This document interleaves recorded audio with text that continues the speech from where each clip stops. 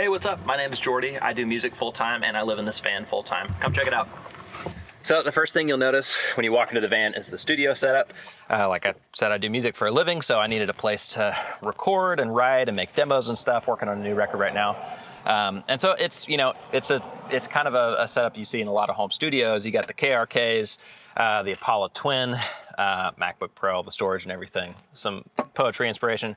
And then the shelf under here, got a MIDI keyboard. And it's been great. I really love like the way the speakers sound when I'm sitting in front of them. Like it's actually really functional. And I haven't like made a record here, but there's a lot of there's a lot of songs that are written here, and it's an inspiring place to make music. Especially like you can roll up and just push the window out and be in a lot of different beautiful places, and it's been awesome. So and I use the good old like extendable arm microphone speaker. I have a couple different mics, you know, SM7 most commonly. But yeah, I can do live stuff here. I can stream things and then also record vocals and record acoustics in here, and I've really enjoyed it. So everything in the van is powered by the Goal Zero battery. I know a lot of times in a lot of ways it's more efficient to do like a few lithium batteries and inverters separately and everything, but I wanted to have a unit that I could take out of the van and use for live videos or recordings or whatever. And I've done that a few times and it's been really awesome. So yeah, I love the Goal Zero. You know, the solar keeps it mostly charged. If I'm using the studio a lot during the week, I have a gas generator that I'll run to like get up to full overnight. But yeah, this thing is really, really great. And right next to it is my fridge, the Ice Co fridge. It's the taller one. It doesn't have the separate compartments. It's just like one big kind of well compartment. But that thing is awesome. They're like $500. They work so well. It's lasted for a long time. And I just leave it running like 24/7. Doesn't drain the battery too much. Runs on 12 volts. It's been really great. So I opted not to like mount the battery or the fridge down, just because what I found is they're actually like heavy enough to be pretty stable. Unless I'm like driving like a lunatic, it actually works out pretty well. So you can just slide it out here, undo the things. There's all the food, plenty of food for one guy for a week's worth of food or a little bit longer. Now you'll notice this pedal board is not a fixture you find on the top of most refrigerators, but I needed to have a place to put my guitar effects. I play guitar on other people's records as well as my own sometimes, and I just needed a place to record and create the way that I normally want to. So what I've done is I use the Iridiums. We use them for a tour, and I really love the way they sound live. And so this is basically like an amp simulator. And the whole pedal board is powered off of the Goal Zero, and they've been great. There was a grounding issue with playing guitar that I ran into, but I solved that by running my interface. The Apollo Twin runs off of a battery that's charged under the alternator. So there's actually like a separate battery source, but that kind of removed all my ground issues, and it's been awesome. I've been able to record a lot of things, a lot of songs, a lot of great ideas. I just throw my pedal board to the side like that, throw the keyboard up right here, and you know, and the seat that goes there, and I've been able to write a lot of songs in this little mobile studio space. Over here is kind of the kitchen area. I decided to go with the Induction Stovetop instead of the propane stovetop. I know the propane stovetops are a little bit more cost efficient, but there's a lot of woodwork, and I don't like really know how to do woodwork. I only like fake know how to do woodwork. And so I went with the Induction Stovetop, and once again, powered off the Goal Zero. And that thing charges it for a long time, and it's been great. You know, you can cook a great steak and asparagus with some butter and garlic and stuff in a skillet. So most of my food is like a skillet or granola or something like that. This right here is actually a piece of a floorboard from a house that my parents are just finished refurbishing. And the house is from 1904, and they made all me and my siblings these little like cool cutting boards from the original boards of the house. And so but it ended up the way that we made the sink, it like fits in perfectly there and holds pretty steady. So that's a great extra little counter space there. There's a lot of things in my van that you know, there's like a correct or more more stable way of doing things, and then there's the cheaper kind of throw it together option.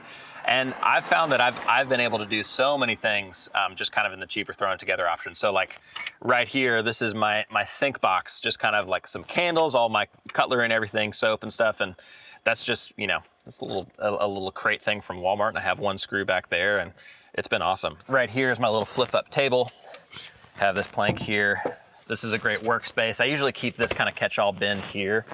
And so if I'm having a couple of people, I can have somebody sitting right here, or I can sit right here, and it's been great. Plenty of space. Right under here, you'll see my gray water tank. I used to have a water tank that sat up here and would drain over the sink. And it was just kind of really tough to refill, and you know, you'd refill this 5-gallon tank and then hoist it above your shoulder and stuff, and then like screwing everything in while it was full of water and gravity is working against you is kind of an ordeal. So all I do now is I just get jugs of water or water bottles, or sometimes I'll fill this guy up, and then I just put it over the sink, and it's been super easy. And like my gray water tank, you know, it's just a simple drain that my grandpa helped me put together.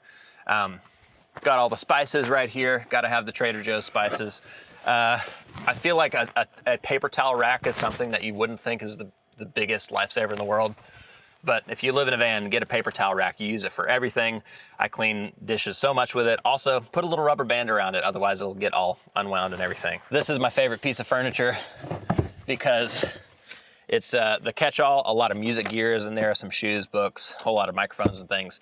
The other night I used this as kind of an extra bed extension, but it's also my studio seat. So I just throw it right here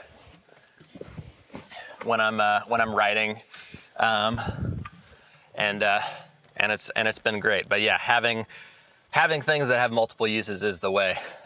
So here is my here's my closet, if you will, and I was gonna get a like a shower curtain or like a clothes hanger rod to go in between here and here. But what I found is that when you're driving, the hangers like bounce on that. And so I opted for the bungee cord thing. So it kind of bounces with the hangers. So that way nothing like flies off and they all stay here pretty securely. Got one of my electrics back here. Got all my shoes, got my dirty clothes, got my sheets and stuff and linens. Okay, so the cabinets. I hired my buddy Devin when the pandemic hit to help me build all of this. And he had never really done woodworking, and I had never really done woodworking, but I was like, okay, well, we have time now. We're musicians that are off the road, so let's figure this out. And it was an amazingly fun process. So as you can see, these cabinets are a little bit haphazard, but they kind of have a campy feel to them, which I really like. Got your pots and pans, got the cups and mugs. These are just cookie trays, and they got all the meds and things. Just kind of random stuff. Paper plates, really, really good move in a van. And then right here, you know, we've got basically a morning health basket or whatever, got a lot of vitamins and stuff. And then I make a lot of smoothies and do a lot of supplements, and those are all there. Bookshelf, glasses. So whenever we were building the cabinets out, I cut a few of these corner pieces, and we basically built a shelf, and then we were gonna put the cabinets on it. And I was putting the cabinets together. I was like, well, there's this one awkward space that we left just because I'm not great at planning things out sometimes. And I was like, man, what are we gonna do with this one awkward space? And I realized later it's the perfect size of like a Boda box, of a boxed wine. And so there's the liquor cabinet is back there, and then the boxed wine is there. So anytime you need a little wine, good to go. I guess I'm gonna take a shot of wine. We gotta save the take. This will do it. So as you may notice, a lot of vans have like insulation and wooden things on the top. This was already a passenger van, so it already had some insulation. I wanted to keep the resale value in some ways of this van, and I also I was like, man, if I don't have to insulate the top of it, I don't want to. And also I wanted to keep this AC unit, which does a really great job of heating and cooling the whole van when we're driving. So I just kept this insulation, and it's been great for me.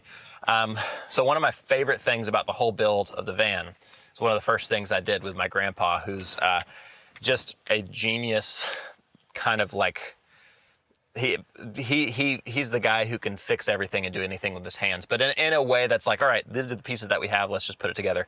So we built this bunk. He built this bunk, and I watched him do it. I pretended to help. He built the bunk like half an inch bigger than the size of the space, so that it actually presses against the sides of the van. So we didn't have to take any insulation down. We didn't drill anything into the sides of the van. There's a couple of little corners in the back. So it presses up against the back, and it presses up against the seat here, and it presses against the sides. And then there's some supports that we drilled down into the floor, and it's been rock solid. And I'm really, really excited that we did things that way. Me and Devin built the cabinets to connect from the bunk to this little backstop here. So the cabinets aren't screwed into the sides of the van either. They're just supported and drilled into the floor and supported by the bunk and supported by this. So there's a lot of the van that like theoretically is unstable. In the first month that I was driving it around, I was like, is this gonna work? But I've been in it for a year, and it's been really awesome, and no problems, rock solid. Good night's sleep every night. At any point, if I need to take all this stuff out and just sell it as a van, then I totally can. But honestly, it's been really solid. Oh, also, there's a little guitar rack under here because you got to conserve all the space you can always. So up here in the bunk, it's built a little bit high, which is sometimes a little bit annoying. Sometimes I wish I could sleep lower, but we need this van to also work for touring, because we'll take like 4 or 5 guys out on the road. And you know, we'll be sleeping in hotels, but during the day and we're driving, we're in here. So we needed a place to put a bunch of touring gear. So that goes under the bunk. And at the end of the day, it's kind of a nice cozy space up there, and it's a really wide bunk too. So I really like it. You know, we got the clothes up here, just a pretty simple bungee cord system, and you know, socks, underwear, all that. And it's actually a really comfy bunk up there. So yeah, that's the inside of the van. Okay, so over here, when I bought the van, which is from some other musicians, it was strictly just a touring van. They had mounted this TV, or they had mounted a different TV. I put this one in, and they had this space. So there's just a lot of storage back there for all the random things. You know, we got the French press, we got a jet boil for the morning coffee, got a big old flashlight, you know, and a drill and a lot of things like that. And then, you know, this is my hats corner back there, and groceries go up in that bin. One thing that like I feel like is really important to have if you're living in a van with a lot of things, not a lot of things, but like things that you need as a working human and not just like kind of a temporary vacation situation. It's so good to hang everything up. So that's why I have a guitar hanger here. Rubber band keeps it in most of the time. I don't like drive around with it, but like if I'm working, then it's great. And then, you know, good place to hang a few jackets. And then over here we have this carabiner. This was a really important thing because I hang like my film camera bag. This is my gym bag. This is like free film bag. This is my surf bag. And this is like my backpack. And I can hang all of that on a carabiner, and it's super solid. And it just like gets all the clutter out of the way. So all of my bags and backpacks are here so that they're not on the floor, kind of being annoying. Yeah, so when I'm surfing, I usually go for a surf in the mornings. I'll hang my wetsuit in this little like gutter galley area. And that's been a really good solution. Dry off at the surf spot. It's been fun. But yeah, so let's check out the back. So this is the back of the van. Like I said, we needed to build it higher than most like live-in vans that you'll see, because there's a lot of gear that can fit under here, and it goes all the way back. Right now, let's see how many guitars I have. I have 1, 2, 3, 4, 5, 6, 7, 8, 9. I have 9 guitars, 3 keyboards, a ukulele, and like an amp and a pedal board, and like an extra interface.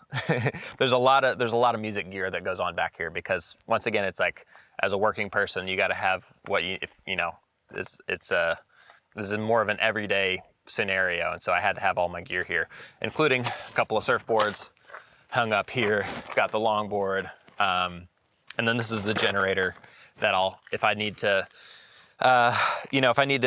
do a really big recording session or whatever, or if I need to just charge up the battery, I use that thing.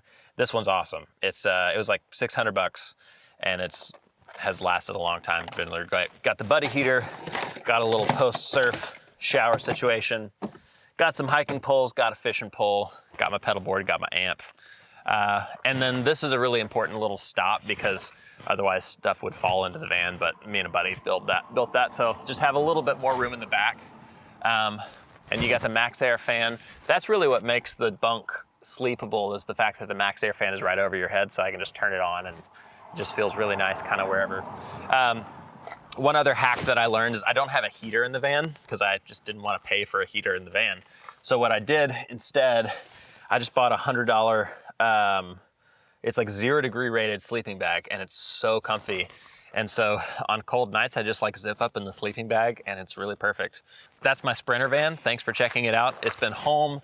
It's home for me when we're off the road. You know, it's a good place to decompress from a show, and it gets all the guys to the next town, and I love it a lot.